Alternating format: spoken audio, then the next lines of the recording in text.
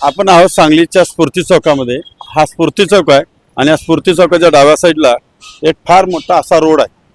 हा रोड पाक पूर्ण पश्चिमेला जातो आणि या रोडवरती ही गटर आहे।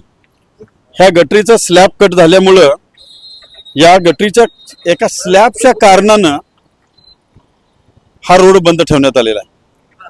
तर इथं नागरिक आहेत, त्यांना आपण विचारू, जरा साहेब या पुढं मला सांगा, हा रोड किती दिवस झाला? साधारण 1-2 महिने झाला रस्ता बंद आहे।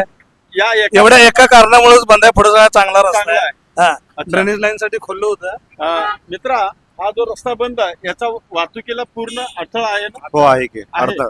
हा, रस्ता असाच बंद राहिलेला चालेल का तुम्हाला? चालणार नाही, कारण सावरकर शाळेची मुलं वगैरे ह्या बाजून जात असतात। हा. एखादा अपघात होण्याची शक्यता आहे। कोणतर घसरून ऊन पडते ते ह्याच्यावर, नाही तर जरा खडे चाळ पडल्या त्यात पडतात। म्हणजे हे अपघात होता. लवकर काम करणं गरजेचं आहे। होय, गरजेचं आहे, एकदम गरजेचं आहे, 100%। माननीय बांधकाम विभागाचे शहर अभियंता पृथ्वीराज चव्हाण साहेब हे आपल्या सांगलीतलं वातावरण आहे, ही सांगलीतली परिस्थिती आहे। काय चाललंय हे?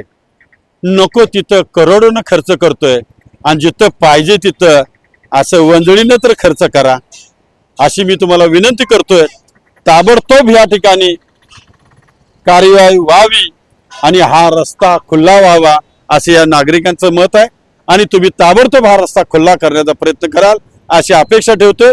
रोज एक नवीन विषयाचा हा जो विषय आहे तुम्ही मनावर घ्यावा अशी मी तुम्हाला हात जोडून विनंती करतोय। धन्यवाद।